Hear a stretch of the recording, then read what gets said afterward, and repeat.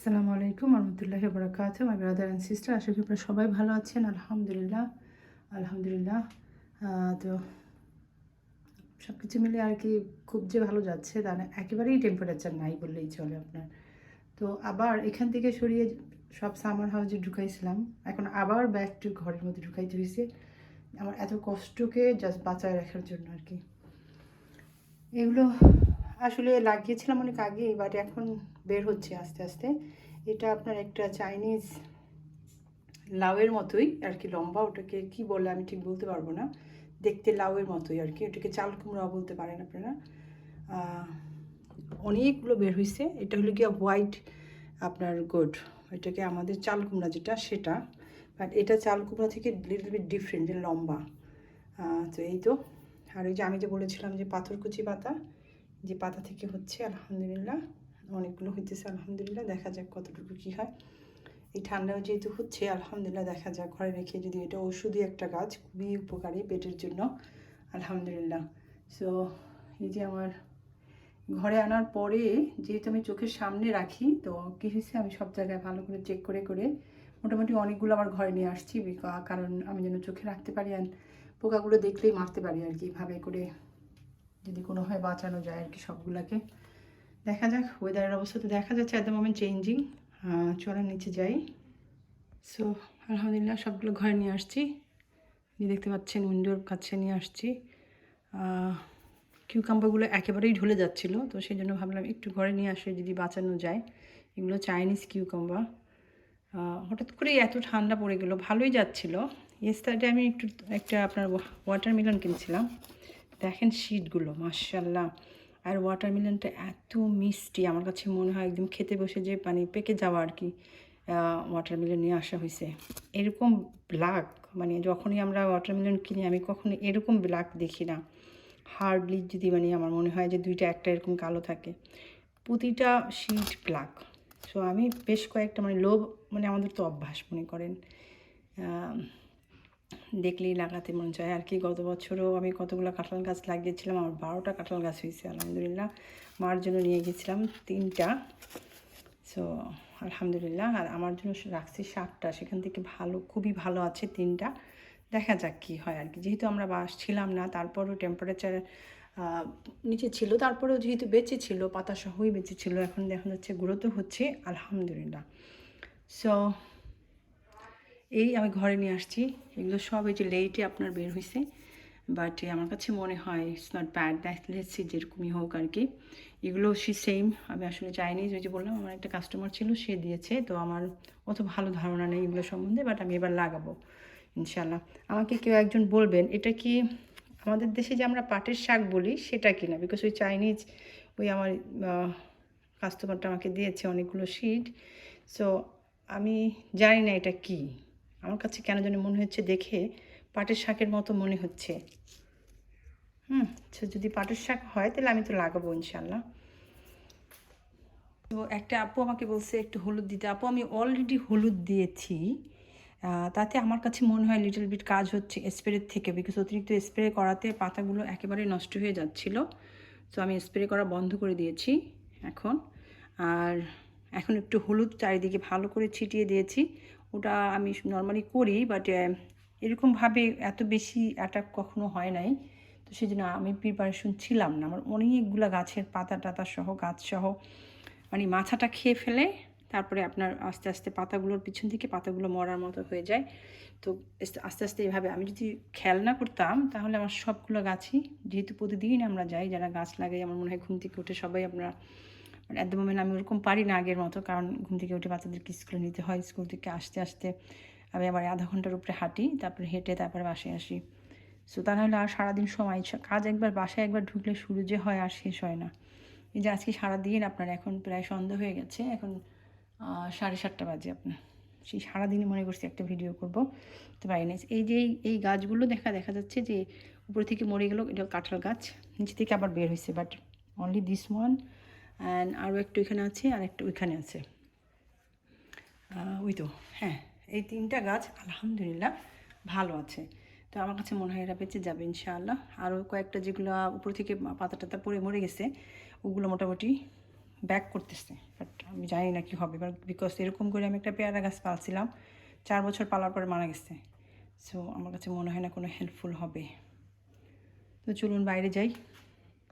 মানে কোনো হিটই নাই, আপনি যে একটু হিট পাবে যে গাছপালা যে একটু সুন্দর খুলে বের হবে এরকম কোনো হিটের অবস্থা নাই, খুবই খারাপ অবস্থা যাচ্ছে মানে আমাদের এখানে। স্ট্রবেরিগুলো দেখা যাচ্ছে হচ্ছে, বাট আমার কাছে মনে হয় না খুব বেশি বড় হইতে পারবে যদি হিট না পায়। তারপরেও দেখা যাক ইনশাল্লাহ। এখানেও হচ্ছিল না ভালো করে। এখানে আমার ইচ্ছা আছে এবার একটু কিউকাম্বারগুলো লাগাবো। আমি বেশ কয়েকটা তরমুজ লাগাই দিছি, দেখা যাক কী হয়। আমার কাছে মনে হয় এবার প্লান্টের অবস্থা খুব বেশি যে ভালো না, সেই জন্য এই যে দেখেন কী হারে হয়েছে আলহামদুলিল্লাহ। আপনার বৌথা শাক, আমি ভাবছি যে আমি আর ওগুলো উঠাচ্ছি না, আমি ভালো করে হলে ধরেন একবার ভেজে খাওয়া যাবে ইনশাআল্লাহ শাক। আর বৌথা শাক আপনি লাউ শাকের সাথে ভাজি করলে অনেক মজা লাগে আলহামদুলিল্লাহ। আলহামদুলিল্লাহ, থ্যাংক ইউ আপু। বেশ কয়েকটা আপু বলছে আমার সেট আপ আপু।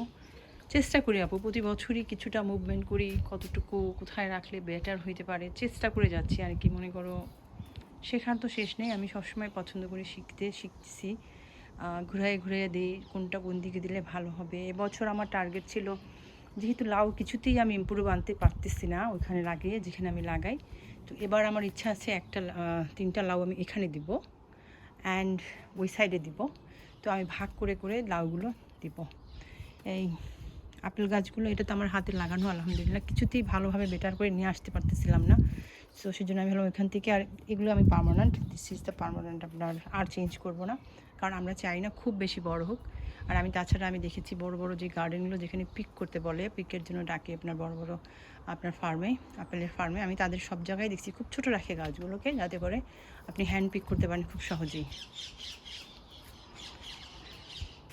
চেরি এবছর খুব বেশি হয় নাই, বাট 2-4টা বের হয়েছে আলহামদুলিল্লাহ। বাট আমার নিজের লাগানো যে গাছটা, ওই গাছটাতে আমি দেখেছি ফুল আসছে এবার আলহামদুলিল্লাহ একটা গাছে। আমার নিজের লাগানো বেশ কয়েকটা গাছ আছে আলহামদুলিল্লাহ, একদম শীত থেকে আমি করেছি। এই কোনাটা, এই কোনাতে আমি গত বছর এই 2টা আপনার প্লাম গাছ, তো এই প্লাম 2টা গাছের মধ্যে খুব একটা অত্যাচার চলে গেছে, বিকজ আমি শেষমেশ আমার 6টা আপনার সিম গাছ ছিল, তো আমি সিম গাছগুলো এখানে লাগিয়েছি। বাট দোজ 6 সিম গাছ আমাকে যেই পরিমাণ সিম দিছে সেটা ওইখান থেকে দেয় নাই। তো দিস ইয়ার আমার টার্গেট হলো কি, আমি এদেরকে আর এদের উপরে অত্যাচার না করে এক্সট্রা 3টে আপনার পট লাগাই দিছি এখানে, যেগুলোতে আমি আপনার মধ্যে সিম লাগাবো, দেশি সিম, অ্যান্ড লাস্টেরটার মধ্যে আপনার লাউ লাগানোর ইচ্ছা আছে। সো লাউ আমি 3 জায়গায় লাগাবো। তো মানে আই ওয়ান্ট টু সি যে আসলে কোথায় আমার মিস্টেকটা হয়ে যাচ্ছে, যে আমি কেন লাউয়ের ফলনটা ভালো করতে পারতেছি না। এগুলো আমার হাতে লাগানো। চলেন ভিতরে যাই এখন ইনশাআল্লাহ। সো এখান থেকে অনেকগুলো আমি ঘরে নিয়ে গেছি, দেখছেন আপনারা, ওগুলো যাতে করে আমি সবসময় দেখতে পারি। তারপরেও আলহামদুলিল্লাহ ইটস নট ব্যাড। আমি যদিও এক্সপেকটেশন ছিল না আমার একদমই সেলিং করতে পারবো, যে এরকম পরিস্থিতি হবে কি না। আসার পরে আমি যখন দেখলাম আমার 100-150 মতো গাছ মারা গেছে, তখন আমার কাছে মনে হয় না যে আমি কিছু সেল করতে পারবো। তো ইমিডিয়েটলি আমি কিছু লাগিয়েও দিয়েছিলাম আলহামদুলিল্লাহ। অ্যান্ড যেগুলো ছিল ওগুলো একটু লুক আফটার করছি, পরিচর্যা করছি, পাশাপাশি রৌদ্রে দেওয়াতে আপনার একদম ঘরের ভিতরে থাকাতে এই ড্যামনেস থেকেই কিন্তু এই পোকাটা হয়েছে। বিকজ আমি কি করেছি, উইন্ডোর লেজে না পাশে রেখে তারপরে গেছি, বিকজ আমাদের যেহেতু রিস্ক ছিল, আমরা জানি না যে কোনো সময় ফ্লাইট চেঞ্জ হতে পারে বা কোনো ঝামেলা হয়ে যেতে পারে, সেই জন্য আমি যদি না আসতে পারি, আর যাদেরকে আমি পানি দিতে বলছি, আমি তো এক্সপেক্ট করতে পারি না যে আমি দেরি হয়ে গেলেও তারা এসে দিবে। তো আমি ভাবলাম অ্যাটলিস্ট সরাসরি যদি সানটা যদি পড়ে তাহলে কী হবে, বেশি শুকায় যাবে, হয়তো গাছ মারা যেতে পারে। বাট দুনোভাবেই আপনার ক্ষতি হয়ে গেছে।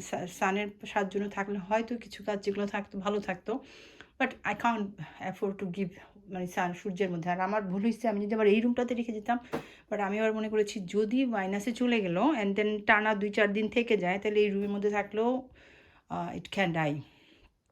সো এই অনেক কিছু মানে এর জন্য মনটা খুব খারাপ ছিল, যে আসলে হলিডেতে ওই মাসে গিয়ে পোষায় না। বাট আমরা ছিলাম পোস্ট আউট ছিলাম, যে ওখানে যেতে হয়েছে আমাদেরকে ওই টাইমটাতে, বিকজ অফ একবার ক্যান্সেল হতে আমরা আসলে এতগুলো টাকা, আসলে বাংলাদেশের প্রায় 10-10.5 লাখ টাকা আপনার, আর এখানকার আপনার 6,500 পাউন্ড। তো মানে ইট ইজ টু মাচ হয়ে যেত আমাদের জন্য আর কি। যদি আমরা মিস আউট হয়ে যেতাম বা আমাদের মানে দ্বারা কোনো রকম মিস্টেক হয়ে যেত আপনার ফ্লাইটে। সো সেটা আর করি নাই, আর যেহেতু যেতেই হবে আর যা টাকা স্পেন্ড করেই ফেলছি, তো ভাবলাম যে যা ভালো না লাগলেও ইচ্ছা না থাকলেও গিয়ে কাজটা, তারপরে আলহামদুলিল্লাহ রাতের কাজটা হয়ে গেছে। এইটুকুই হইছে, বাকি আসলে আর কিছুই না, মানে কোনো এনজয় যেটা বলে সেটা, মা ভাই বোনের সাথে দেখা হয়েছে, টাইম স্পেন্ড করতে পারছি আলহামদুলিল্লাহ, নাথিং এলস, কোথাও যাওয়া হয়নি। আহ, এই তো আলহামদুলিল্লাহ কয়েকদিনে খুব মানে সকাল বিকাল 3বার 4বার করে এসে এসে আপনার পরিচর্যা করতেছি, পোকাগুলোকে মারতেছি। তো মানে এদের মনে হচ্ছে চেহারাটা ফিরে আসছে আর কি। আর আমি অনেক বেশি অসুস্থ হয়ে পড়ছি। আমরা যারা থাইরক্সিনের প্রবলেম যাদেরই আছে, এরা কিন্তু সারাক্ষণ টায়ার্ড ফিল করে, সারাক্ষণ অসুস্থ থাকে, সারা বছরই অসুস্থ থাকে। কিন্তু আপনি এদের টেস্ট করবেন, যত রকম টেস্ট আছে করবেন, কোথাও কিছু ধরা পড়বে না। কিন্তু ওই থাইরক্সিনটা এত একটা খারাপ জিনিস যে আপনাকে সারা বছর অসুস্থ রাখে। বাট আমি বলবো কি, আমরা যারা, আমি জানি আমরা অনেক উইক ফিল করা যায়, কাজ করতে ইচ্ছা করে না, কিন্তু যদি আপনি জোর করে কাজ করতে পারেন তাহলে আপনি একটু সুস্থ থাকবেন। আর যদি আপনি টায়ার্ড মনে করে যদি বসে থাকেন যে না টায়ার্ড লাগতেছে, করতে পারতেছি না, যদি মনকে শক্ত করে ব্রেনটাকে বেশি ইউজ করে যদি আপনি হার্ড ওয়ার্ক করেন, তাহলে ওটা আপনাকে আরও বেশি স্ট্রং করবে। আদারওয়াইজ যদি আমরা মনে করি যে না পারতেছি না দেখে করবো না, দেন আপনি আরও আরও মানে অবস্থা খারাপ হয়ে যাবে আপনার। মানে আমি মনে হয় যে ঠেলতে থাকি, এই যে সকাল থেকে নিয়ে আপনার কোনো রেস্ট নাই, ঘুম থেকে উঠলে আর কোনো রেস্ট নাই, মানে একটার পর একটার পরে বাচ্চাদের কাপড় চোপড় শুকানো, কাপড় চোপড় আপনার ওয়াশ করা, এগুলোকে দেওয়া, এগুলোকে আয়রন করা, কালকে থেকে আবার স্কুল, যেহেতু স্কুলের জন্য সব কিছু রেডি করতে হবে, বাচ্চাদের খাওয়া, পাশাপাশি গোসল থাকে, আবার যেহেতু কালকে থেকে আপনার জিলহজ মাসের রোজা শুরু হয়ে যাবে, আমাকে সেই প্রিপারেশন নিতে হয়েছে। অ্যান্ড এই বিষয়ে আরেকটু বলবো যে এই জিলহজ বলেন, রমাদান, এগুলো আমার কাছে সেলের মতো মনে হয়। আমরা অনেক অনেক অনেক ইবাদত করবো এখানে, বিকজ লাইফে আমরা কতবার পাবো কি হবে আমরা তো জানি না। যখন যেই সুযোগটা হবে ইবাদতের, মানে যেখানে আপনি এক এক এক ওয়াক্ত নামাজ পড়লে আপনি সেখানে অনেক অনেক সওয়াব পেয়ে যাচ্ছেন, সেটাকে কেন আমরা মিস করবো? সেটাকে তো মিস করাটা বোকামি হয়ে যাবে। অ্যান্ড চাওয়া পাওয়া যত আছে সব কিছু এই টাইমে, আল্লাহ যেহেতু বলছে এই সময়গুলো অনেক সুন্দর, তো এগুলো আমাদের জন্য সেলের মতো আমরা ইউজ করবো। অ্যান্ড আমরা ইনশাআল্লাহ রোজা রাখবো। আমি চেষ্টা করি আলহামদুলিল্লাহ। গত 2 বছর আমি একটু অসুস্থ হয়ে যাওয়ার কারণে দুইটা দুইটা করে রোজা আমার গত 2 বছর যাবৎ ভাঙতে হচ্ছে সুস্থ থাকার জন্য। বাট আলহামদুলিল্লাহ আমি চেষ্টা করি মানে 9টাই রাখার। অ্যান্ড দেন আফটার 13, 14 আর 15, সেটাও তো টোটাল 12 রোজা আপনার এই জিলহজ মাসে পড়বে। আর তাছাড়া রোজা আপনার অনেক হেল্পফুল আমাদের শরীরের জন্য। আমরা যদি বা প্রতি মাসে 3টা রোজা, আপনার 13, 14, কোনো চাঁদের, এটা রাখি, এটার আপনার ফজিলত তো আছে, প্লাস আপনার হেলথ ওয়াইজও আপনার অনেক হেল্পফুল আছে।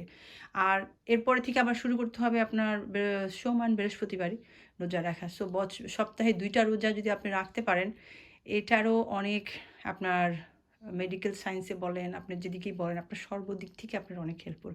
রোজার কোনো মানে নাই। আর যত কমায় দেওয়া যাবে খাবার, বয়সের সাথে সাথে আপনার বয়স হয়ে যাচ্ছে, বিকজ এখন তার আমাদের বাড়তে হবে না। আমাদের শুধু দরকার কি, আমাদের শরীরটাকে মেনটেন করতে পারবে, আমাদেরকে কাজ করার শক্তি দেবে, এইরকম শুধুমাত্র ওই পরিমাণ খাবার খাইতে হবে। তো সেটা আলহামদুলিল্লাহ সকালবেলা ঘুম থেকে উঠে যদি আমরা 2টা করে ডিম খেয়ে নিই, কাজ শুরুর আগে, বাসার থেকে বাইর হয়ে যাওয়ার আগে 2টা ডিম, অ্যান্ড পাশাপাশি একটু ফল ফ্রুট খেলাম, একটু যদি 2 পিস ব্রেড খাইতে ইচ্ছা করলো খেলাম। অ্যান্ড আমি মনে করি, আমি স্পেশালি পছন্দ করি ঠান্ডার মধ্যে 1 কাপ চা খেতে, যদিও চাটা আমাকে হেল্প করে না, চাটা আমার হার্টবিট বাড়িয়ে দেয়। তো আমি খুব কম খাই, সপ্তাহে 2-1 দিন চেষ্টা করি, বিকজ যে খেতে ইচ্ছে করে। আর যারা খুব একটা পছন্দ করেন না, আমি বলবো অ্যাভয়েড করাটাই বেটার, বিকজ চা খুব একটা ভালো জিনিস না। বেঁচে যেহেতু থাকতে হবে, ইবাদত যতদিন আমাদেরকে চেষ্টা করে যেতে হবে। আমরা অনেকেই আছি চেষ্টা মনে করি যে হবে না, থাক হচ্ছে না, না আমাকে চেষ্টা করতে হবে। আল্লাহ বলছে চেষ্টা করতে, বেঁচে থাকার চেষ্টা করতে বলছে। বিকজ যতদিন বাঁচবো, ইনশাল্লাহ একদিন বেশি বাঁচলেই আমরা একদিন ইবাদত বেশি করতে পারবো। ওইটা আমাদেরকে খেয়াল রাখতে হবে। এবং ইবাদত শুধুমাত্র যে নামাজ পড়া এটা ইবাদত না, জীবনের প্রতিটা কাজই হলো ইবাদত, যেটা আপনি সহিভাবে করবেন। হাজব্যান্ডের লুক আফটার করা, বা হাজব্যান্ডের স্ত্রীর লুক আফটার করা, সন্তানদের লুক আফটার করা, বাবা মাকে লুক আফটার করা, যে যেই পর্যায়ে আছে, যেই রিলেশনে আমরা আছি, যেই জায়গায় আছি, এই যে আমি গাছগুলোকে লুক আফটার করতেছি, এদেরকে বাঁচিয়ে রাখার চেষ্টা করতেছি, এটাও একটা ইবাদত। যেগুলো কাজগুলো করলে ভালো কাজ, যাতে আপনার মানুষের নিজের উপকার হবে, নিজের শারীরিকভাবে নিজের মানসিক উপকার হবে, এগুলো সব কিন্তু ইবাদতের আপনার সংশ্লিষ্ট। আমরা কিন্তু সেটা বুঝি না অনেকেই। তো আমাকে সেদিন একটা আমার ছেলের মা বলতেছিল, আমি তোমার মতো এত ইবাদত করি না, সে খ্রিস্টান, বাট আমি আমার বাচ্চাদেরকে অনেক ভালোবাসি, তোমার মতোই আমি অনেক ওদের জন্য করি, সবসময় ওদের সাথে সাথে থাকি, আমি ওদের জন্য সব কিছু করি। তাই আমি বলছি কি, তোমার কাছে কি মনে হয় শুধুমাত্র এই যে আমি শুধু নামাজ পড়বো, আমি ইবাদত করবো, সেটাই আমার ইবাদত? শুধু সেটাই ইবাদত না, আমার আমার নামাজের বাইরেও আমার ইবাদত দিচ্ছে আমাদের আল্লাহ। আমাদের যে সৃষ্টি করছে আমাদেরকে, সেটা হলো গিয়ে মানুষের সাথে কাজ করা, প্রতিটা দায়িত্বকে পালন করা। সো তুমি হয়তো মুসলমান না, তুমি হয়তো ওভাবে আমাদের মতো করে ও বলতেছিল যে আমি যাই না আপনার চার্জে। তো আমি বলছি তা তো চার্জে গেলেই শুধুমাত্র ইবাদত হয় না, তুমি এই যে সবার লুক আফটার করতেছো, সবার প্রতি তোমার যে দায়িত্বটা পালন করতেছো, সেগুলোও তোমার ইবাদতের মধ্যে পড়ে যায়। তখন সে খুব খুশি হয়ে গেল। সো আমাদের ইবাদতের ব্যাখ্যাগুলো বুঝতে হবে।